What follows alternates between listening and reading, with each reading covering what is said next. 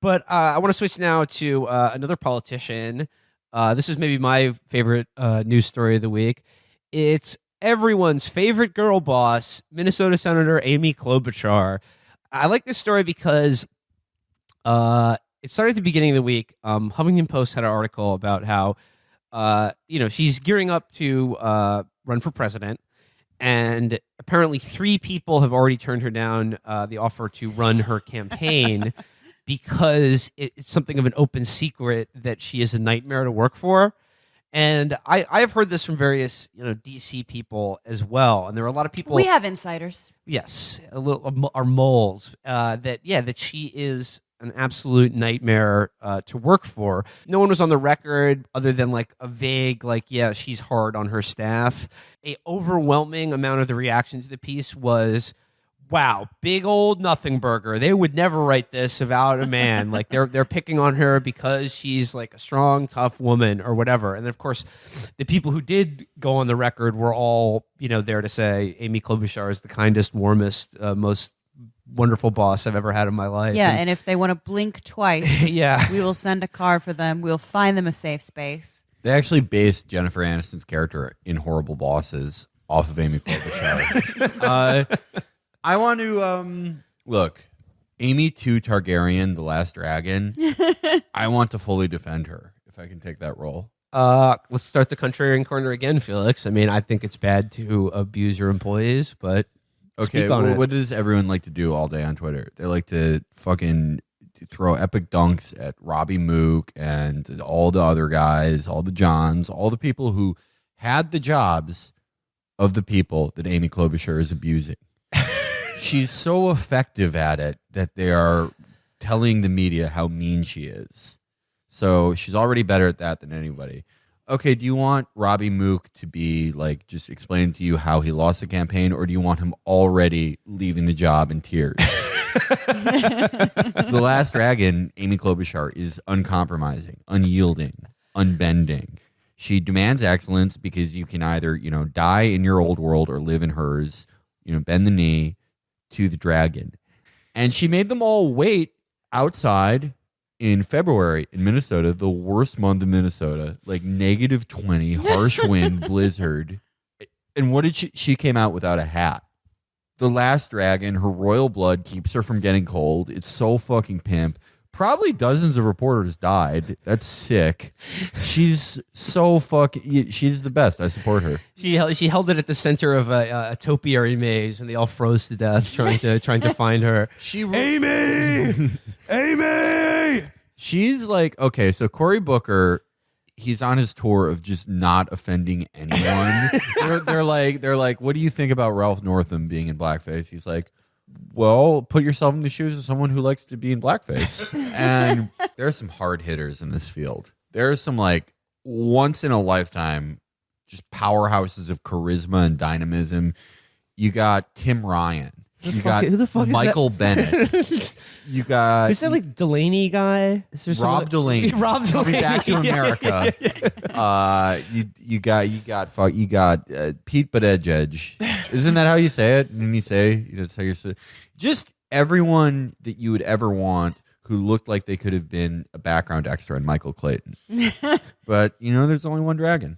And there's only one Song of Fire and Ice, and it's Amy Klobuchar. What did she do? Okay, after the Huffington Post article came out, which was like vague enough that like a lot of people were just being like, these kids are snowflakes. Like I was abused every day at all the law firms I worked at. My boss killed my first wife.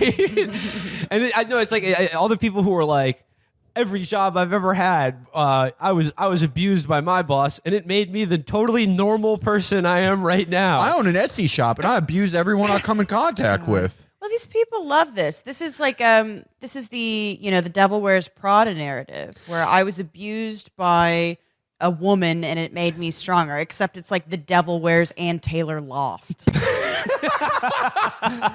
is the best thing about her being just like a shitty, domineering, like perfectionist. She's not even cool, right? She's doing it for like she's like, I want this fucking yesterday. You should have been aborted. You stupid piece of shit. Your mom should have fucking swallowed. How fucking dare you not charge my fucking iPod? Now I won't have my policy brief. And it's like, well, what is she so like amplified for? Does she have like this amazing plan for She's renewable no empire. Right. Did she have this plan for like renewable energy or something because we're at this climate catastrophe or No, for it's- historic inequality? But she just fucking trots out there and is like, I think that Americans need to be encouraged to have savings accounts.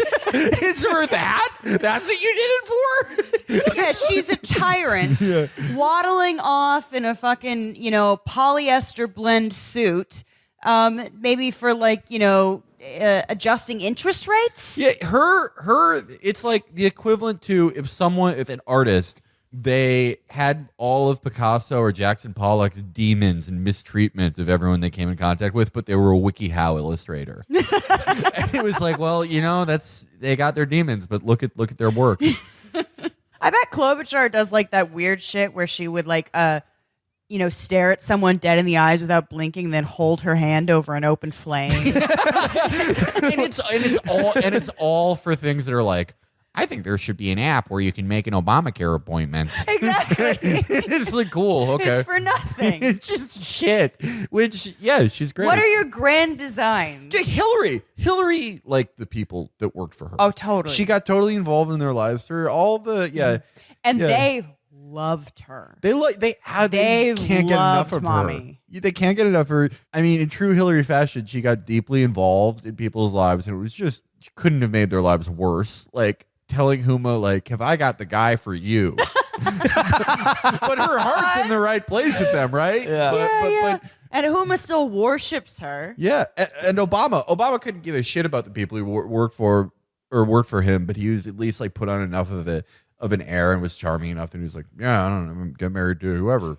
And they're like, this And is someone's like, that changed my life. You are my father, sir. But she just fucking hates everyone who works for her, and it's awesome. Well, so there's the Huffington Post, and then like after everyone dismissed it, and by the way, most of the reactions to this piece from libs was indistinguishable from the way a MAGA person would talk about young people. Would be like, these snowflakes sound like they need a safe space, but like the Avi is like resistance mom, like and it's just like some nice woman like smiling maniacally. But no, and then BuzzFeed did a follow up that was a little bit more detailed, and it says here. This is Molly Hensley Clancy writing in BuzzFeed.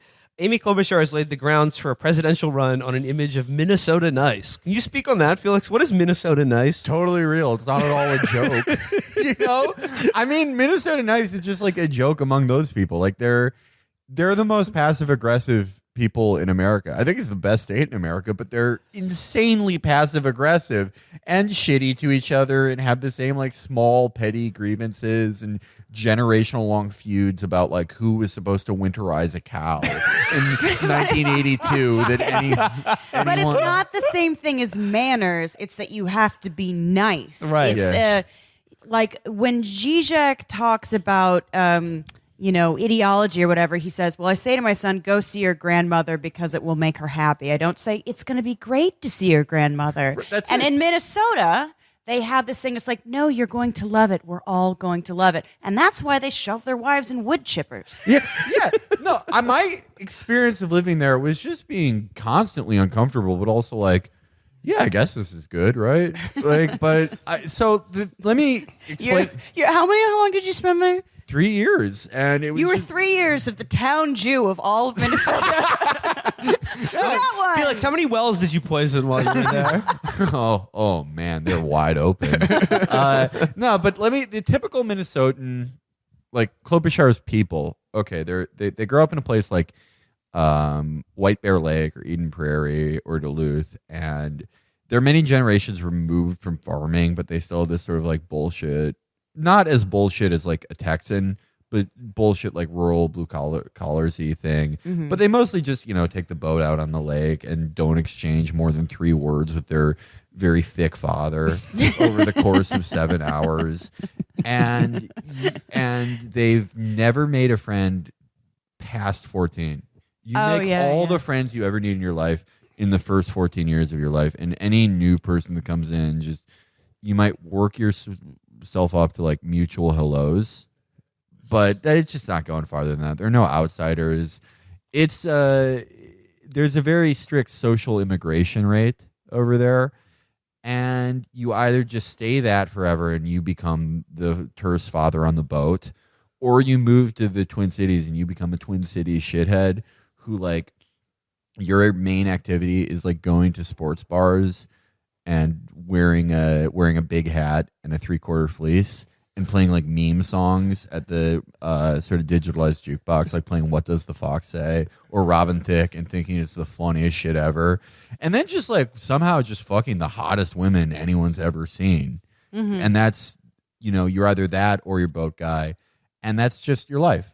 You've never met anyone new. You've never made any new friends. It produces a psychosis. It really does. All your deep like discoveries of the human condition and like true feelings are just they're assumed in between momentary glances of eye contact. For all of his like Nordic Lutheran North Country shucking and jiving, I think Garrison Keillor really does have an understanding of the pure contempt that all of these people have for themselves and one another at all times.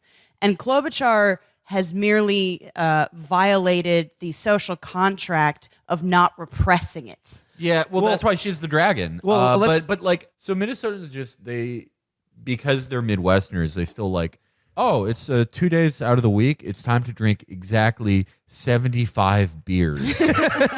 And then they just go We love the beers. They just go crazy. They just go fucking nuts. Yeah. And they're all it's like we have a 36-hour period to have all of the feelings we've ever had and hear our fathers, and then we put it back on the shelf. I just saw the most insane behavior from like, you're used to like, there's a type of place where you expect to see just awful debauched, drunken behavior and emotionality, and it's like it's places in New York or Chicago, like party areas, right?